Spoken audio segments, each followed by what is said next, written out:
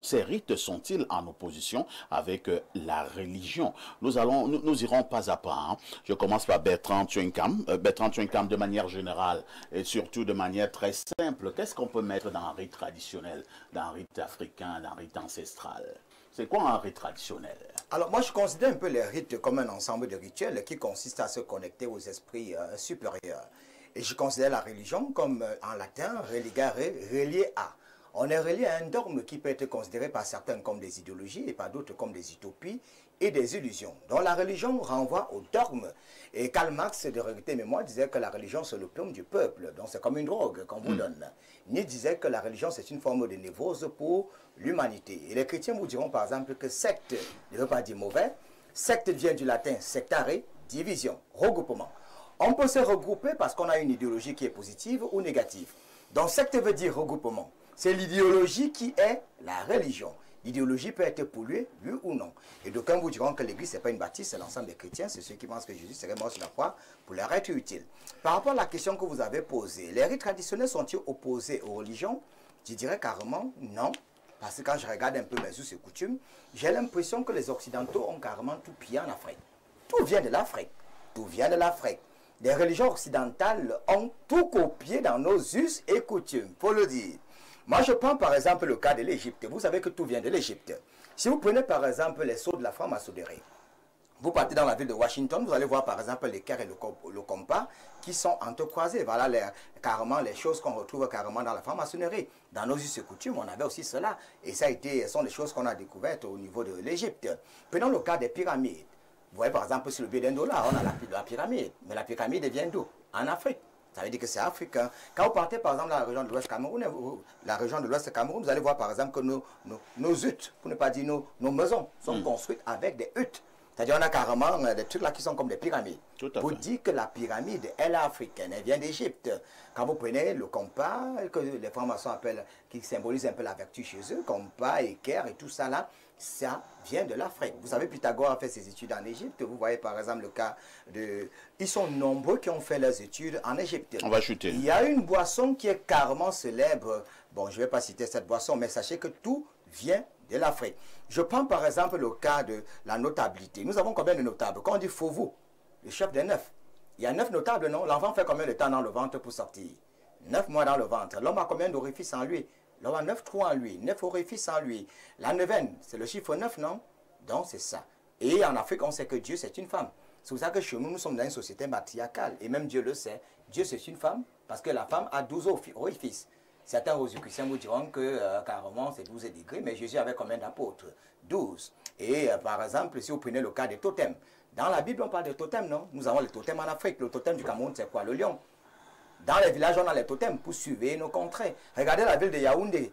Quels sont les totems qui gardent la ville de Yaoundé? Tous les coins stratégiques de la ville de Yaoundé. La GP, la présidence, les ministères, vous allez voir tout qu'il y a les manguiers, il y a les chauves-souris. Vous ne pouvez pas le démontrer, hein, Faites attention à vos déclarations. Je suis en train de dire, vous êtes journaliste comme moi, je suis en train de vous dire que le renseignement à Yaoundé, sachez que ce sont les chauves-souris qui donnent les renseignements. Et tous les coins stratégiques dans la ville de Yaoundé, je vous envoie, aller à la GP, à la présidence et dans les coins stratégiques, vous allez voir toujours qu'il y a des chauves-souris. On ne coupe jamais. Bertrand Tchenkam, vous ne pouvez pas les démontrer. Les chauves-souris restent des animaux. Oui, ce sont des animaux, mais et qu'ils peuvent vivre partout. Oui, mais ce ne sont pas des animaux ordinaires. Donc, Moïse avait aussi les totems, non? Puisque Dieu lui-même a fait que Moïse puisse jeter le serpent. Pour dire que ce n'est pas... Vous allez chuter. Nous avons tous en Afrique. Chacun aura 4 minutes. Bon, je chute en 30 secondes pour vous dire que les fétiches, on dit que nos fétiches ne sont pas bien. La statue de la Vierge Marie, ce n'est pas un fétiche. Quand vous partez chez le marabout, vous voyez la statue, non? Dans nos us et coutumes aussi, nous avons ça. Jésus aussi, c'était un égrégore. Saint Jean, c'était qui? Quand je m'en vais peut-être mettre lui sur le crâne, l'église catholique romaine est basée sur le culte des morts. Eux aussi savent bien et bien que les morts ne sont pas morts. Dans nos us et coutumes, les morts ne sont pas morts. C'est compris. Donc il y a une similitude entre les Occidentaux. Révérend Bayon, chacun aura 4 minutes. Hein. Donc nous sommes là à 11h06. Votre temps de parole s'est lancé et je vous pose rapidement la question. Ma question ne sera pas longue pour que je ne prenne pas ton temps de parole. Alors, les rites sont-ils opposés à la religion? En d'autres termes, toi qui es dans la religion, tu peux normalement travailler avec nos initiés africains, avec nos grands-pères au village? C'est complètement aux antipodes. Ah Ce bon? n'est pas du tout possible. n'est-ce pas, d'associer la foi chrétienne.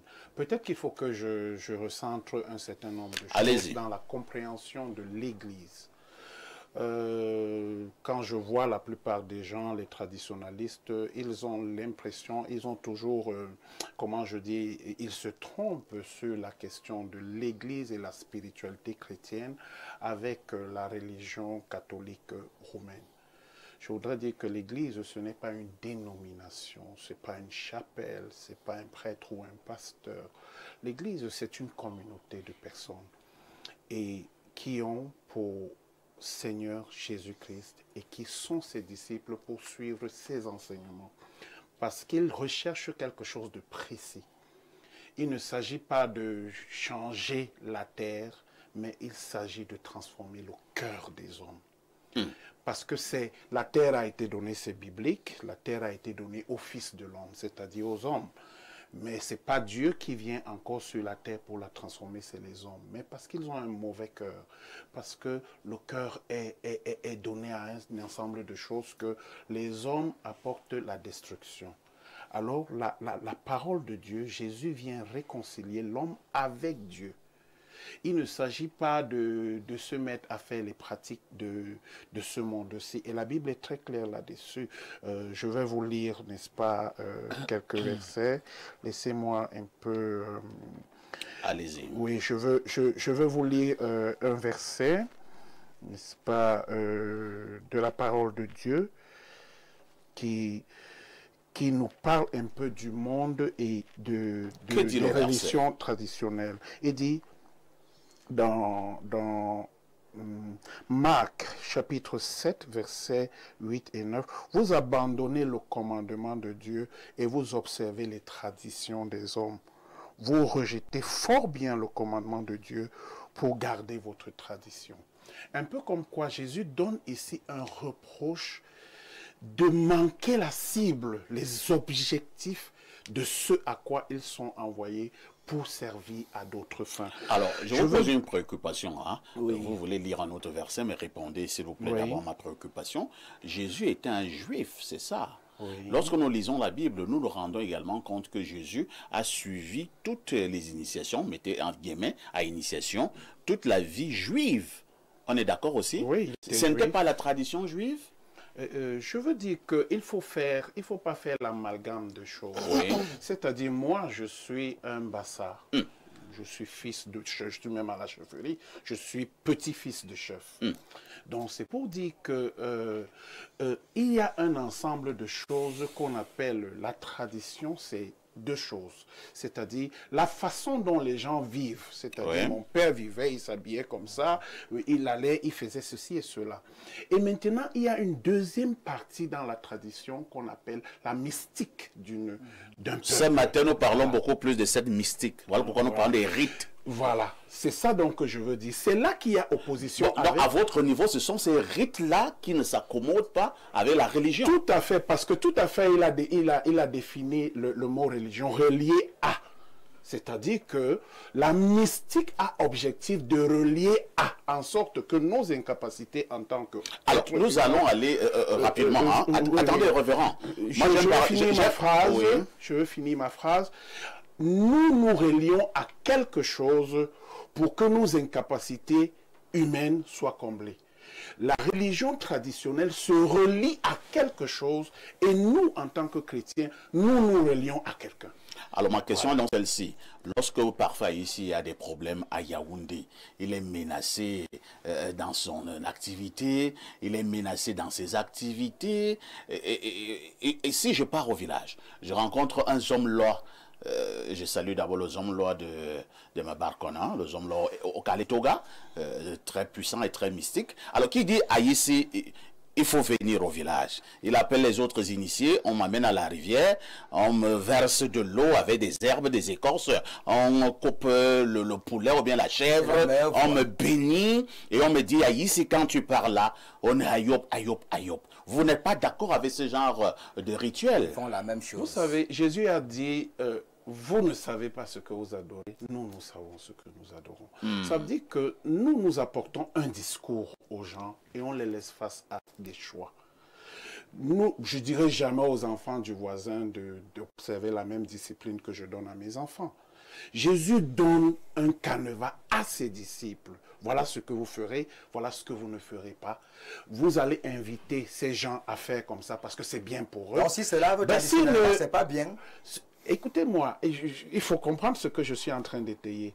Je suis en train de dire que lorsque vous devenez disciple de Jésus-Christ, vous êtes tenu de suivre ses recommandations.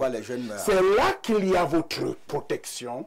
C'est là qu'il y a... Moi, je ne sais pas, je ne vais pas chez les hommes là, je vais pas chez... Il y a les bonbons chez moi.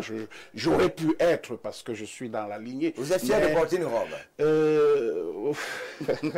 Non, ça c'est... Non, je suis aussi petit-fils de chef comme vous. Non, merci. Non, je termine ma phrase. Je parle pas d'Europe. Je voulais juste dire... Vous avez terminé beaucoup de phrases, hein? Je voudrais juste dire à la fin, pour chuter, que j'ai fait un choix de servir le Seigneur. Et je n'ai pas besoin d'un certain nombre de choses pour me protéger, pour progresser, pour ceci et cela. C'est compris. Je suis largement... On vous a compris, révérend. Suffisant. On va passer